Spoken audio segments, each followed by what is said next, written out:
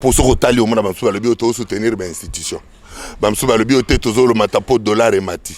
Bamsou le bio te ezaki pona prix à lipa.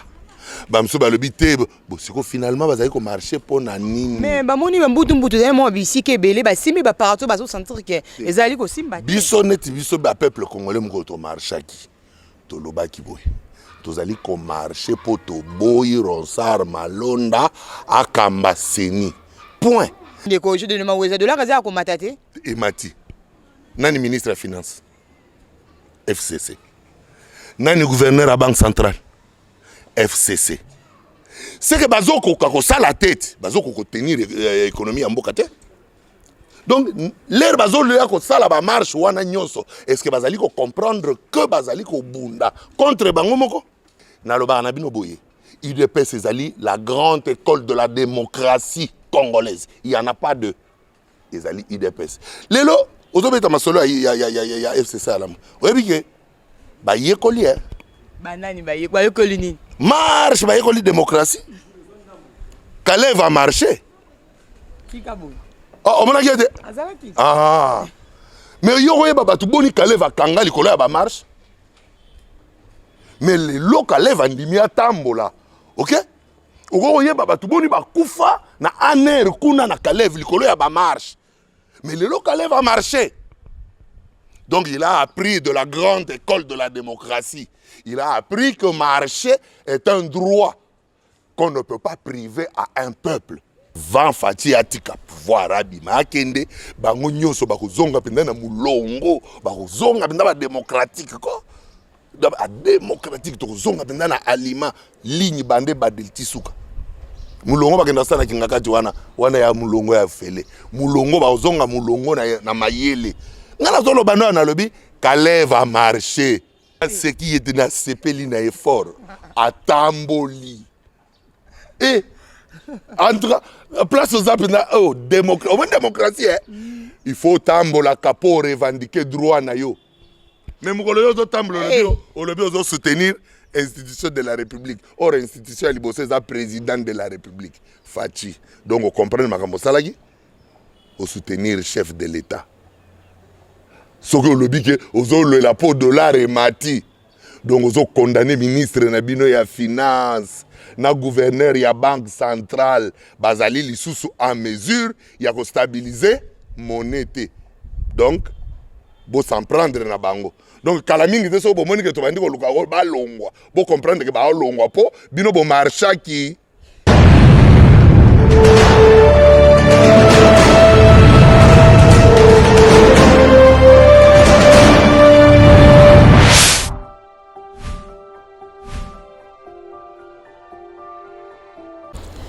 Bienvenue sur votre chaîne Usine Télévision et on dit toujours bonjour à tout le monde. Tu as vu que semaine est bandi malamu mingi lundi ça qui wana biso tu as vu que week-end est là un peu mon bouton na Kinshasa babi ba déconfiné qui bato ba bar lobby na zaki na lemba kapela en tout cas na mon bato zaki na nzala ko za déconfiné pour degré ba bar etonda ki lobby et quand je dis cela je vois Rachel Chako. Malgré qu'il y a qui barrent quand même à l'écart qui vont monter ma passe parce que babi voilà dans les femmes de terrain moi c'est information merci aussi à donner ma weja tout à l'heure qui n'est pas 5h du matin le but vraiment il y a chassera toujours d'informations Kevin Bouyi pourquoi oublier on va pas chercher mon pas d'amour Cléo Kaléo et les autres les bino sous moko yanga mbona bino yebike bolinga ka mingi Charlie Kadimba lobi mwana mobali moko ayeba koloba kitoko makasi babi arretona na kati ya makila ya yezaka nango ya kolocataire okinde classe pour babia botama na yango tant nazolo bazotala nga déjà pour akokaba éloge mingi te pour esala kayi malamu mingi te lelo to komeko mpe kolobela mo ba actualité to yebike nga na bino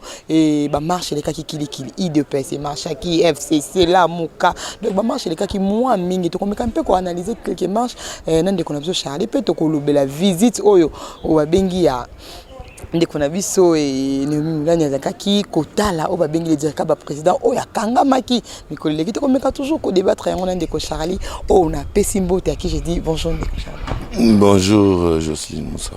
Bonne santé. Oui, ndenge nzamba osala ngolo. Déconfiné, banda ba déconfiné parce que vous avez ko la pas déconfiné bino.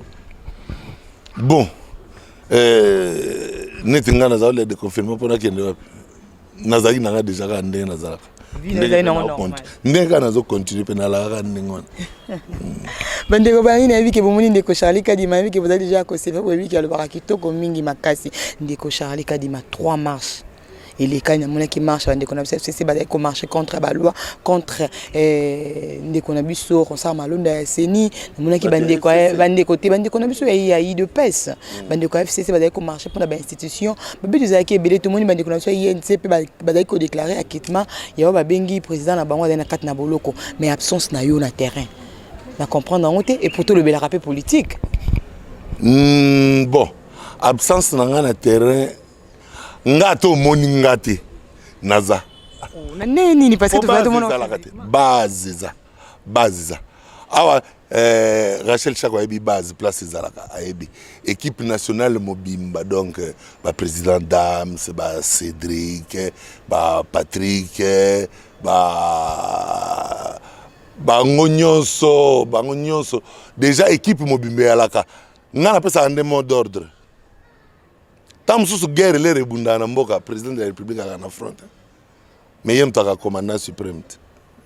Donc ngai na yebi ke base za na terrain. Base la base au monde d'ordre. So ba du base kiti. Mais neti ba petia mikondo mikolo deux fois te quoi. Mais bango mtu ba imaka. Kasi bango mtu ba chaki la muka poite. Pour mon marche à la muka itele mawana ba petit na nga mikobos. Mais la mouka est quand même na batneza karabato miko noté bon ce que nous on comme côté ça na confusion de ko Charlie IDPS la mouka tozo ba sauter comment ça propagande la mouka bon la mouka a congolais IDPS congolais et quand ngambo wana mtu baka étranger ngamu nini oyo mususu ni parce que na 3 marches zaki na marche de marche na na miko ça marche IDPS tozaki 4 marches marche à IDPS tozaki na marche à la mouka ngabenga oyo peuple congolais IDPS. Peuple congolais. Zaki na marche à la mouka, tuzaki pe na marche à la mouka. Wana ya la mouka. Siko ya la mouka. Na sima marche à la mouka, to comme monde. Peuple congolais soit chaki la mouka poa. To mona ki na marche à la mouka, so tali na kati o mona ba drapeau IDPS za ko tepate pati. Kasi ba petia mikondo na lo ba note, ba petia mikobos. Na sima ya marche à la mouka to mona ki bande ko na biso PFCC ba marche. Ba marche siko poani. Pona yebite. Pour continuer l'institution. Pour ce que au monde, je vais soutenir l'institution. Je vais soutenir le matapo dollar et mati. Je vais soutenir pour prix à l'IPA. Je vais soutenir finalement marché pour nani. Mais bamoni bambutu mbutu za mo bisi ke belé ba simi ba parato ba so sentir que ezali ko simba. Biso net biso ba peuple congolais mo to marché ki. To lobaki boy. Tozali ko marché pour to boy Ronsard Malonda akamba seni. Point. Na ba oyo ba utaki ngaliema na ba oyo ba utaki ngaba na ba oyo ba utaki yolo na ba oyo ba utaki mikobos na ba oyo ya njili na chango ba petit na ngaya masina ya Sainte Thérèse bango biso nyonso to yebaki eloko to olukati et puis to lobi to zo kende tout droit parler du peuple mais ce qui est comme yo ba tuni ozolo bani no ngai na yo pona soutenir ba institution ya république. Ben institution république or na ba institution république institution liboso ezali président de la république c'est que yozo yoka makambo yozo yako sala bien te mais o mibengi pe politicien o mibengi pe cadre ya parti mais ba bien sûr yoko sala nini olobi na yako soutenir ba institution ya république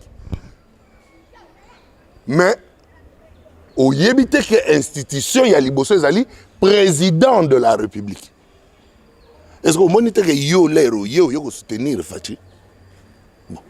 Ce qui est politique, il faut boyer cola. Pour mine de rien, il dépasse. Bande qu'on a vu sur FCC au batu de mena bango pendant 18 ans le loko ko ba yebi politique té.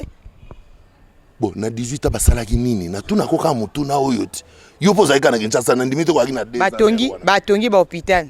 Moi nzelo uti kishasa nzela yango tanga lote nzelo uti kishasa ti ekoti bandundu e mati ke kasai nzela wana alaka ka ndengo wana ti depuis Zaire bazako uta kasai bayaka Kinshasa nzela makolo bayaki makolo bakuzonga makolo bazako ya nzani nzela wana bango basali njani yasika po bache goudron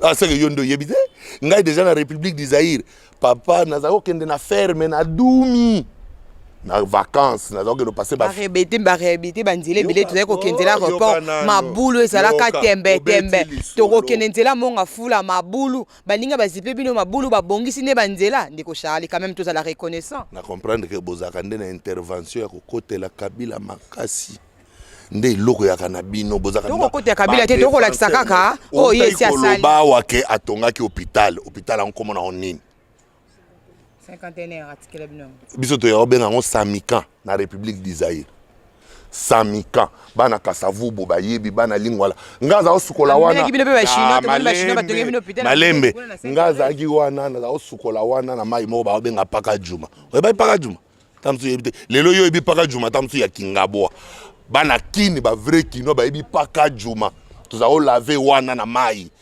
paka juma l'air mai kaoki to komo laver na mai mo ba benga lo café oyebi lo café so laver kuna so yebo so ba chonzela boy pembe bandia oba ngaza mwana kan Kristeroi na Kibambi na pesi ba masa tu ya Kibambi mbote viena nga Jalma Santos Mutubile na pesi yo mbote po atokoma no ngalie mama wa mwana Kibambi Kofi Olomide ya Krame mwana Kibambi numéro 21 na pesi su mbote pa yozali kwa tozo wana totika mama mbote kuna tokoloba bandeko na biso FCC ayo kondima marche na monte ka tomona ki bandeko na biso ya INC bazali ko exiger acquittement na boyi marche ya bato FCC ba marche ki mais pona nini ba pese ki bazali ko marche pona ko soutenir bon ba soutenir ba institution ba mso ba lobi ezali pona dollar emati mais ba oyo pe batambla effectivement to ke pe tozo pas ndeko je de ma weza dollar azali ko matate emati nani ministre ya finance FCC nani gouverneur à banque centrale FCC c'est que bazoko ko sala tête bazoko ko tenir économie en mboka te donc l'air bazolo ya ko sala ba marche wana nyonso est-ce que bazali ko comprendre que bazali ko bunda contre bango moko ministre la auto ibisayo dollar emati d'accord wato pesi mama bazali banda lobaki ke mbo asimbo na batayi de pes neza ko mona bino moko na pouvoir bino moko za suko marché biso tozali na pouvoir pour président na biso ya parti a commis président de la République toti président intérimaire mais lokola tozali ba congolais tolingi te même ye place azali akende na nyamu parce que soka kena nyamu ka biso mutozong se na nzela na loba na bino boye UDPS ezali la grande école de la démocratie congolaise. Il n'y en a pas deux. Ezali UDPS. Lelo, ozobeta masolo ya FCC alam. Oyebike ba yekoli banani ba yekoli ni. Marche ba yekoli démocratie. Calais va marcher. Kikabo. Oh, on m'a dit.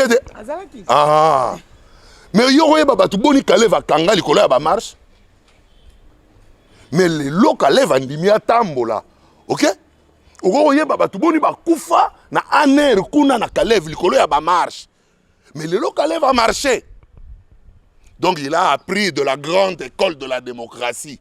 Il a appris que marcher est un droit qu'on ne peut pas priver à un peuple. Le jour où il a marché, non. Mais l'air il bat biso tozali ko tambola so kaka to bimi na nzela Kalev abandi minduki na batuti. Mais mukolo atamboli penza bien et puis na boni penza ka simba na batu. Donc c'est que bobandi ko apprendre démocratie et bandi ko côté la bino na mitu. Bobandi ko comprendre que l'air tozalaki ko marcher ko revendiquer ezalaki le droit le plus légitime ya peuple. Donc bozaki na bino na raison ya ko tiele minduki te ko beta e ba masasi te. Mukolo ya marche FCC oyoki mutu bazokisi mutu rien. Mukolo ya marche ya la muka oyoki babeti mutu rien. Mais babetaka batu babomaka batu kaka mukolo ide pesa telemaka parce que c'est le peuple congolais qui est debout. Et qu'est-ce qu'ils veulent du peuple congolais? Et tu veux maintenant dire que batu la muka bazali peuple congolais te? Na lobby la muka parce que lobby ke bazo ko comprendre tant ba bataka IDPS parce que bazo ko comprendre les peuples congolais debout. Oui oui. Tuni ndengai. Ça c'est réponse au yokape. Na ba oyo bazana la muka bazaka ka peuple congolais. Mais lokola ba oyo bazali ko kamba la muka bazali ba oyo batiaka maboko na bosoto ya Kabila. Yango wana tozaka na bango confiance te. Yo ka tozaka na bango confiance de point. Jean-Pierre Bemba na 1+4. Boyebite. Adolphe ye kutu apekisa bato mama mukolo mwana no akobima bomba bana na yo po oyebi yango te mais ye mutu akenda kozwa bato kuna na chango batamboli ti mais babeti ata lisasi te babimi ata na mutu azoki te donc ils apprennent côté wana na kati oponga azaki na preuve na monaki bato bazokaki quand même bakufaki mpe lokwa oyo bakufaki na mokolo ya idps moni kozangi réponse akopesa ngai donc bazali koyekola nanu basilisi te tokotangisa bango nyonso démocratie avant Fati atika pouvoir abima akende bango nyonso bakozonga mpenza na mulongo bakozonga mpenza badémocratique ko adémocratique tokozonga mpenza na aliment ligne bande badelti suka mulongo bakenda sana kingakati wana ya mulongo ya fele mulongo bakozonga mulongo na mayele nga nazoloba ndo nalobi Kalev a marché. Kalev a encore marché na Congo. Aboma ba tout modo. Makam nazolo ba ozoyo kate. Nazolo. Oyo nga nazolo ba. Na lobi bo. Kitundu bazalaki na marche wana. Yo kanga mika na Kalev na nyongo na yo. Kalev Cheo Kitundu akanga nani? Mutute. Lambert Mbenda akanga nani? Mutute. Modo. Moi ngai nazaki victime ya Aner pour combien de fois? Moi qui te parle. Est-ce que vous voyez bango? Petit nangai Radek a sali mbula bona. Petit nangai Soul, Eric Soul abimi na Aner a commis aveugle. A kufiti lelo a kufi a koti na mabele, mi se mona kalisusu te. Yo voyez ba makamunga na vivana mutu wana te. Mais na kamwe mukolo wana abimi a marché. C'est ka yekoli ebele. Non nalingaki kutu na encadré ye penza bien po nalakisa ye ke omoni bato yo beta wana bazali ko revendiquer makambo yo zo revendiquer pe lelo mais lelo yo bazo beto te lelo yo babeti yo masasi te babeti yo lacrymogène te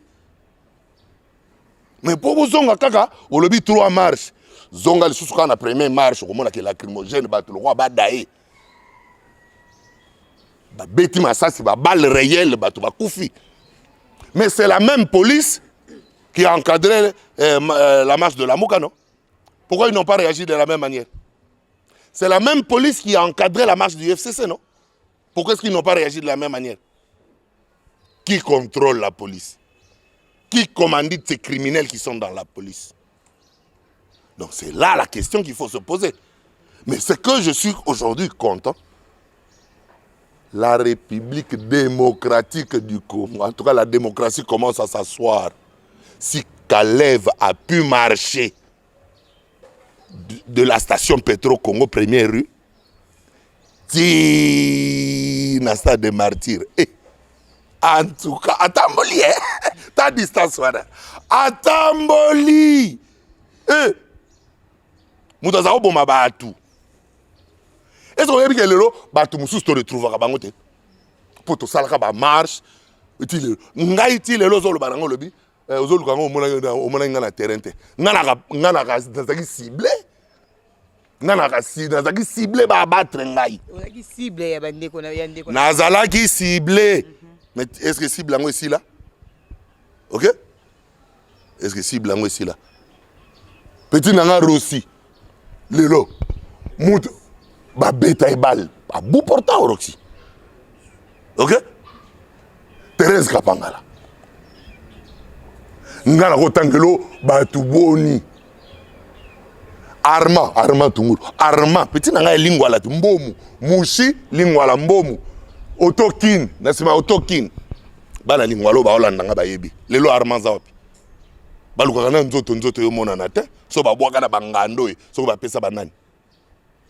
Mais les lots bateaux, bazali ko boka ba nzoto na bangando na bangubu batamboli. C'est le Congo est changé.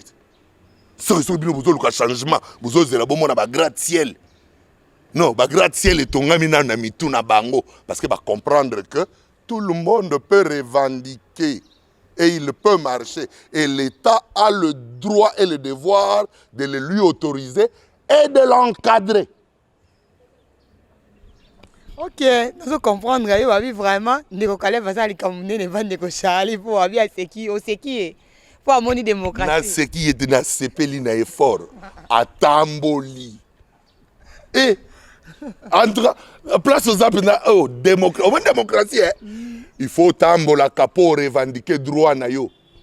Mais mukolo yo zo tambola le bio zo soutenir institution de la République. Or institution libosé est président de la République. Fachi. Donc on comprend makambo salagi au soutenir chef de l'État. Ce que le bique ozo la peau dollar et mati. Donc ozo condamner ministre na bino ya finance, na gouverneur ya banque centrale, bazali lisusu en mesure ya ko stabiliser monnaie. Donc bo s'en prendre na bango. Donc kala mingi te so bo moni ke to bandi ko luka ko ba longwa. Bo comprendre que ba longwa po bino bo marcha ki Les caméristes. Tout ça qui n'a pas samedi. Banana. Marche. Oui, bah camériste te. nga yiba ba mobutiste. Ba tisekediste. Ba o yuzo ba Jesus Mikolo. Ah Charlie, quand même. Bon, ba kabiliste pe na yebe. Mais ba camériste. Ba ngombe na ba kabiliste pe to comment distinguer. Ya ba le père pe baza. Na ba le fils pe baza. Siko o yo lo bio yo. Na yo kilelo. Yo sko betela nga liso na bango ba lingini ba camériste. Au moins samedi vous avez au courant il y a marche et salama qui a ba camériste pour na ko exiger acquittement ya o ba bengi président na bango za na bolo ko vital caméra. Bazo exiger ngo na nani. Mais bazali comme la vérité clarté na dossier na bango. Bazali comme la clarté na dossier ya o ba bengi ba juge. Ba juge te o bazali comme la clarté na dossier ya moko ya président na bango. Au lobby bazo mona clarté na dossier ya président na bango. Bazali ko revendiquer liberté. Exiger acquittement na. Ah. Bon, bazo exiger acquittement pendant qu'il a déjà été condamné. Est-ce qu'on peut acquitter quelqu'un qui a déjà été condamné? Mais point d'interrogation, c'est la malembe, tout est malembe. Mais le double degré de juridiction permet à ce que celui qui est condamné au premier degré puisse faire recours pour obtenir la correction de la décision du premier juge. Et on doit interjeter pour ça appel. C'est vrai. Mais si seulement Kamere avait bien lu la décision, la motivation du juge refusait déjà toute forme de recours sur la décision rendue. Ce qui a tanga quitté, babandela ressus kotanga. Ce qui a comprendre bien te, ba avocat na yemu toazo kosaye, ba komi ko lia esiko yo mbongo. Parce que ce qui ngai Charlie, mutu ba condamné qui na place ya vital, lorsque le juge a lu sa motivation, il a dit que la décision, ils ont besoin de recours. Donc, ce qui déjà la décision, ils ont besoin de recours, c'est que la voie d'appel est une voie de recours. Elle va aboutir? Non. Donc, je te le dis aujourd'hui, elle ne va pas aboutir. qui vous a dit que ça ne va pas aboutir? Non, mais je te veux... Bon, il ne doit pas y avoir quelqu'un qui doit me le dire. J'ai une petite notion de droit et qui me permet de comprendre que lorsqu'une décision est rendue, on doit lire sa motivation pour savoir comment l'attaquer au second degré. Mais non dans la motivation. Au courant quand même il y a rendez-vous, il y a visite, il y a d'économie, n'a pas Vital Caméra. Parce que tout ça, on a visite dans le Kende. Zaki a ndeko show la kendaki le but au moni ndeko Némi na visite wana eko banki sabinoté Et changer l'autre. Et changer l'autre côté ndeni ya quelque chose. Rien du tout, rien du tout. Parce que tout le monde ndeko Vital Caméra ekoloba l'autre fois à lobby, ce n'est pas moi au bazar viser. Bazar viser chef de l'État. Par qui? Oh. Bazar viser chef de l'État, ya on to ko tunati. To moni wana lisusu bino kaka awa lobi na marche ya na marche ba camériste ba lobi que non si réellement ba côté alikam oyo FCC nda ko attaquer bango kaka FCC wana moko to moni lobi Némi ako attaquer bango FCC mutaka ko sala pour lelo président na bango aza na boloko moi je des images au ba camériste ba lobaki après to surtout que subitement lobi visite ya ndeko Némi. Pardon. Alors kobetaka masolo mususu kaka lokwa bazoganga kana balabala ou bien bazoleka na balabala nde lere moko epesaka ke congolais azozwa kaka maturité te ya comprendre politique ya mboka moto alansaki 100 jours eza FCCT eza chef de l'état lorsque abandi kosala bainvestigation ya kotala évolution ya misala ya 100 jours bazolakisa ye na TV ti papa Molière bandeko ndeko Eliezer banani bazolanda ye ti bazokende bazotala évolution ya chantier moto ya FCC nini azalaki wana na nsima azolanda atala misala yango azalaki te leri ye amoni ke misala etamboli malamu te compte tenu ya barapport aza nango mbongo esi ebimi ya plus de 85%. Ndenge nini misala ezo évolué te. Il faut faire des investigations. Il en a confié la tâche au parquet général après la cour d'appel. Il y a Kinshasa Matete. Bah, ça lui investigation. Parce que lorsqu'on demande, n'est pas ibato bazali koye bate. Ce qui va saigner investigation déjà dans le parquet a commis obligé à engager des experts. Des experts, il y a nini? Il y a bâtiment, il y a travaux publics. Pour évaluer, pour évaluer le prix, il y a biloko. Et somba mindenge nini? Et kota kindenge nini? Ba estimer. Oyo déjà bosubo tongi nango et koko za les combien de sacs ya ciment? Et qui combien de litres ya maï na combien de barres de fer. Bon, on va estimer ça la calcul. Déjà c'est côté où ils ont autant. Oh, ils ont un dépôt, ils ont autant. Bon, ils ont autant. Biloko normalement il fallait ça ils ont autant. Mais biloko ils quitté. Mais t'es le péto que ne t'osons Nico Charlie. Kokata kanga ite. Bato balobi na wela kano micro. Kasi pourquoi pas kokata kanga boy nazo si ça va réponse te. Yango wana. Siko soko possible bosali investigation. L'air bomoni ke biloko ekokite mbongo ebimaki ebele na oyo ekoti na nesidi bando sa nini banani bazwaki mbongo Jamal oui yo zwaki mbongo ya leta po otonga yakawa papa Yos Africas oui yakawa yo kuna soki oxeltra béton yaka mbongo bapesaki bino bosali na omsani chef ngana tongaki nazonga yo zwaki mbongo 10 francs bongo na 10 francs biloko banda yo tongi zaka 3 francs 7 francs zawa ote mususu etikali ezana nini donc yo faut banda ko justifier yango pour 7 francs oyo zwaki et monana en dehors ya 3 francs na ya musala. Vous avez quand même au courant que ndeko David o ya Safricas ba akitaki. Bon ba akite ye na nini ba libéré Bah, quitte parce que tout le monde qui ministère public a proposé qu'ils ont 20 ans de prison. Mais tu veux que monde qui va le dire que le col a Azali est homme.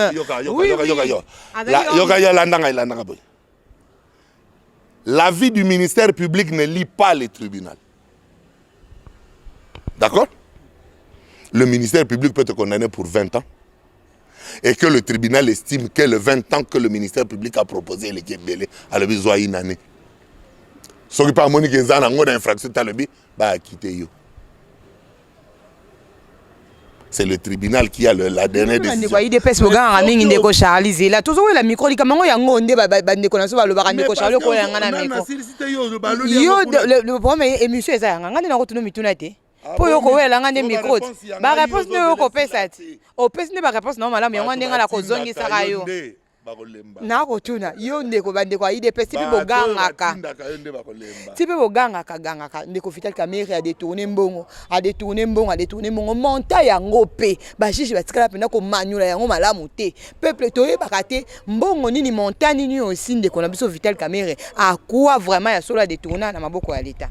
Bon na lobaka eloko yo Rachel mutatuna kangai sur makambo na lobaka ne bosala très attention na procès à Vital Kamerhe parce que naba oyo bazali ko sambisa naba oyo pe bazali ko samba et sengeli basala attention parce que en fait l'accusation de Vital Kamerhe ce n'était pas un vol. Lorsque tu es accusé pour vol, on va dire il a volé un téléphone. Il a volé un stylo. Il a volé de l'argent autant. Mais Vital Kamerhe a été poursuivi pour détournement. détournement elingi kolobaka ezali infraction moko d'abord intellectuelle. Moto ya koki ko détourner ezali moto d'abord ya mayele ebele. C'est-à-dire akoyiba akobenda mbongo ate ya na lemba.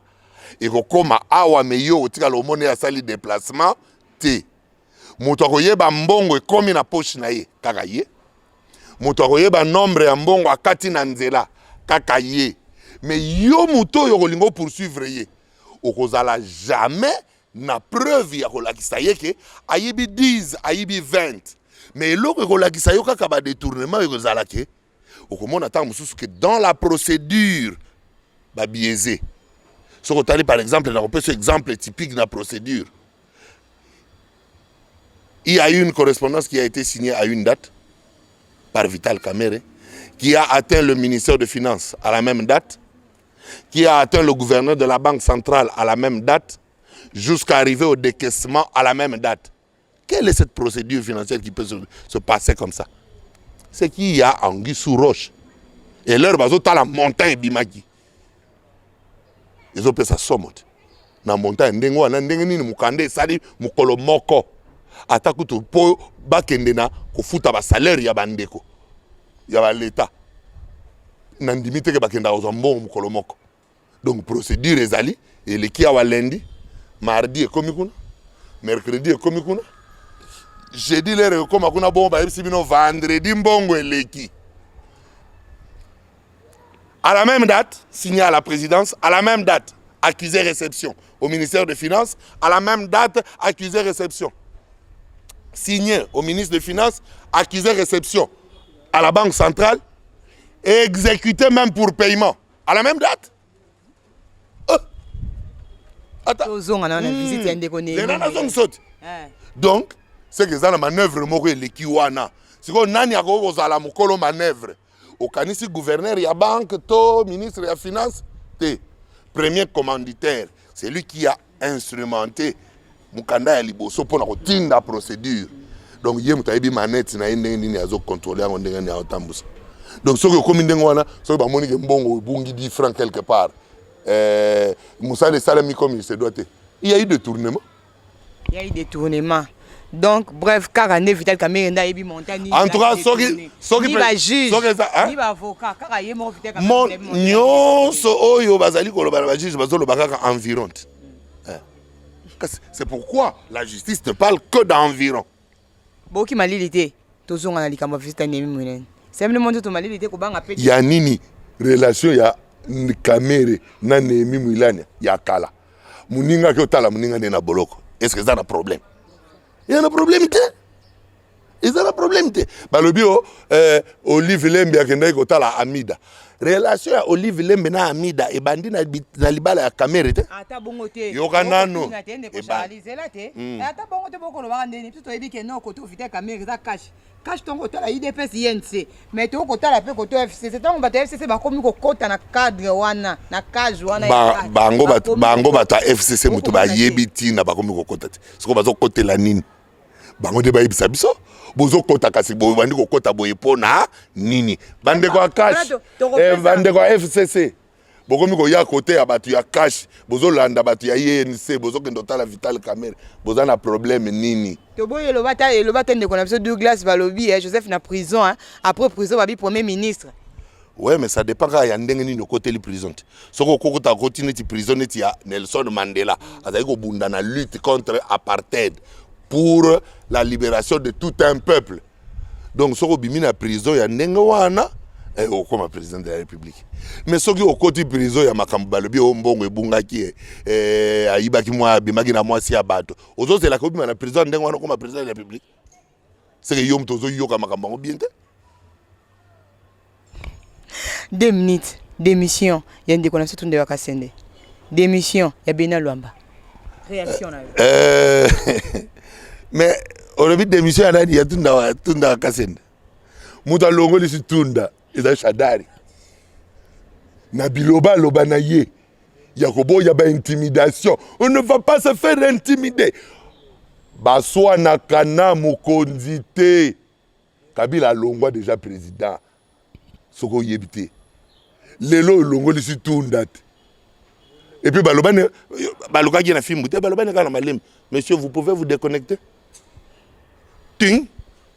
Et qui est maman quoi. Bon, yeme ya lagde. Yeme ya zagite mukolongo. Téléphone zéro les gâter peut-être. Bon, c'est quoi? À sa zone en ligne. Il y a ça démissionné à longue déjà. C'est que toi, on a besoin de presser, il y a renommé Moussous. Pour ça que tu as limité nommé, il y a besoin de il y a modèle, il y a tout dans Wakasen. Tu as renommé. Il y a Zagi adjoint, Asana l'intérim. Donc ça me sala. Mais que tu as commis vraiment. Il y a Loamba. Il y a un vieux Kwajiki. Vieux Kwajiki, assez un petit naïe, petit naïe, il s'en a au coup. Parce que, comme, on m'a dit, panique, il y a ce côté na FCC, bah tu vas comprendre bien. Et d'ailleurs que ma carte, nous sommes préparés qui pour nous bouquer na fati. Bah déjouer en union parce que cartouche na bango ya souke zaki ya ko faire destituer pour ba funda na cour constitutionnelle. Muto bango ba tshela ke espoir, et zaki lo ambat. Si on l'amba non. Makambo bino bozo memanga oyo obemanga na berere ngala ko nyoka mandengo wana te et puis eloko boko na ninga yebisa bato lelo Kabila faut comprendre que ba congolais ba récupérer mboka na ba boni ba congolais ba récupérer mboka na bango mais pas avec congolais le quoi ba congolais donc récupérer mboka mona elo bandeko na ye ba katange ba pesa ki famille bango wana ya ko mobenga bango ba traite oyoki nani te baba kyungu te alobi biso mutu toyambaki yo biso mpe mutu topesaki yo famille lelo biso tokomi batraitre na yo bakomi batraitre kaka mpo bazongi na position ya bacongolais te. Merci beaucoup à Charlie. Je sais que non, Charlie lui aussi micro dans la carotte koloba te bo kaza toujours na posa ya koloba. Merci beaucoup à Dilema we jamais quand même. Et tokoki maman mutuna o te likambo ya ndeko na biso babingi le premier ministre Sylvestre Ilukamba. Otalaki ndeko Thomas Lokondo Kotanga balobi ete likambo ngo se botimbutumbutu président de la République a reconnommé te ndeko Thomas Lokondo ekoleka ndeko premier ministre ekoleka donc mango ekoti bilinga balobi ke na télévision nationale balobi mi communiquer à présidence pour communiquer à président de la République ekoleka lisusu te soki mbeko na présidence te okomona ngoleka communiquer o euti da président soki mbeko na présidence te ekoleka na RTNC te ozali télévision nationale na biso boso communiquer euti na présidence euti na président ekoleka susu sans ordre ya présidence ka ye moko président siko wana bozungu bosa nini bon yango eloko siko ngana inaloba boy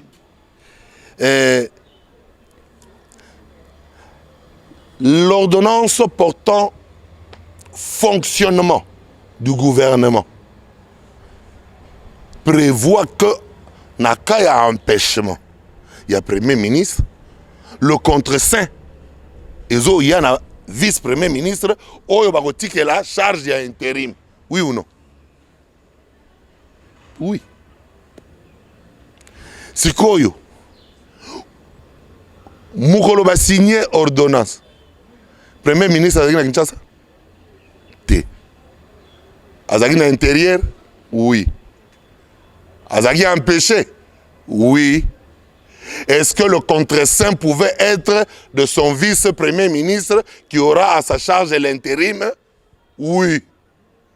Donc c'est valable, oui ou non? Oui, valable. Est-ce que cela ne s'est jamais passé dans le gouvernement précédent? Tozali na yango de la jurisprudence, ça est belle. Ndeko Charlie lokola babuka kanda ku bato balekaka bayiba ka donc biso pe to yiba kaka non to yiba te soki déjà ezali ko respecter texte ezali ko buka texte na eloko te ezali ko respecter texte en bonne et due forme. Bon kasi na conseil des ministres de le cas premier ministre Ilukamba c'est Jacques oui ou non? Répondre. parce que biso to yebiki azalaki kasi nde place ya kolobela makambo soki amonaki yaki bien tete bon ndeni alobaki te po na fin na weekend samedi Jolino Makelele. Attends, rapport il y a conseil du gouvernement. Non?